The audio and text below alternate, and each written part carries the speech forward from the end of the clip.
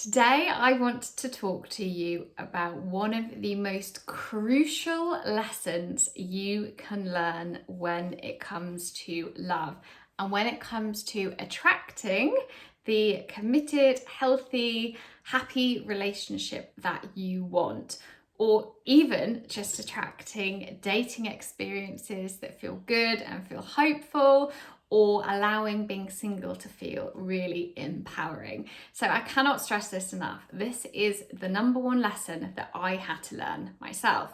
And it is, rather than focusing on what you want to get and the partner you want to have, you need to actually take steps towards becoming the partner you would want to be with.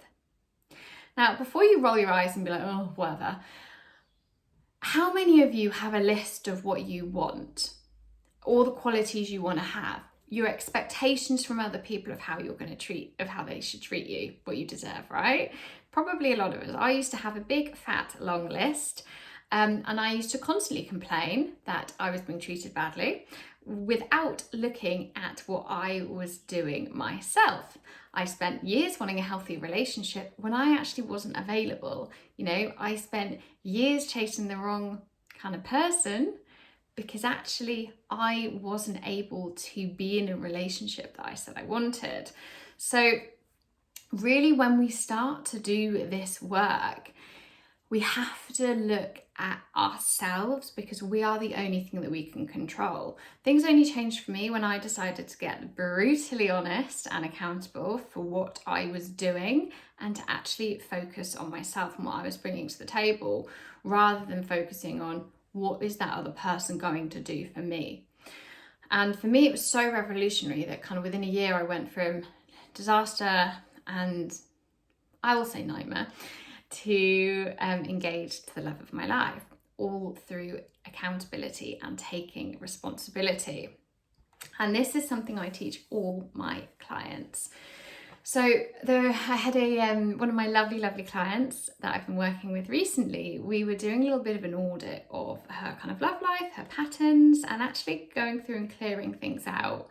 And we discovered something by doing a deep dive into texts and apps and things like that. For every person she was ghosted by, she complained about, she had done the exact same thing to somebody else. So we all complain about ghosting and bad behaviour, right? But we don't ever really stop to think about, am I doing this too? And in her case, and definitely my case back in the day, absolutely. And usually she was ghosting people for the reason that they weren't as exciting and sparky and flirty in the text messages. Okay, they were just pretty normal people. And when they asked her out, quite quickly, which is what we all say we want, she's like, no, too boring. And I'm sure you can relate, and you might have been there too. So while saying she wanted a partner who was straightforward and kind and considerate and respectful, she A, wasn't behaving in the same way that she was demanding by ghosting people in the first place, and B, she was actually ignoring the people that were.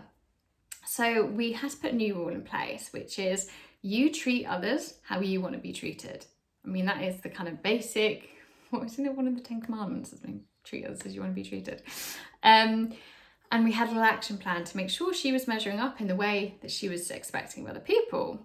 So this is something that is quite easy to work on, in that you can write a list of everything you want in a partner, and you can write a list of the values that you want, and you can write a list of the type of person that your partner would be, such as, if you want somebody who can communicate really well and is really respectful and is ambitious and wants to build a life with you and wants a committed relationship. Great. What kind of person would they be? Well, they'd have to be kind. They'd have to be open-minded.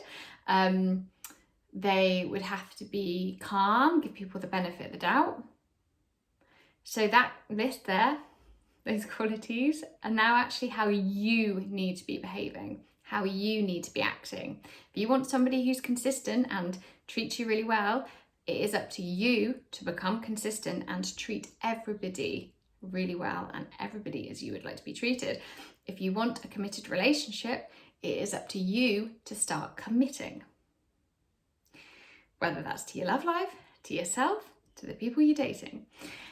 If you would like a partner that is insanely ambitious and you want to build an incredible house with, you also kind of need to make sure that you're measuring up, that you've got your own passions, you've got your plan, you've got something that drives you.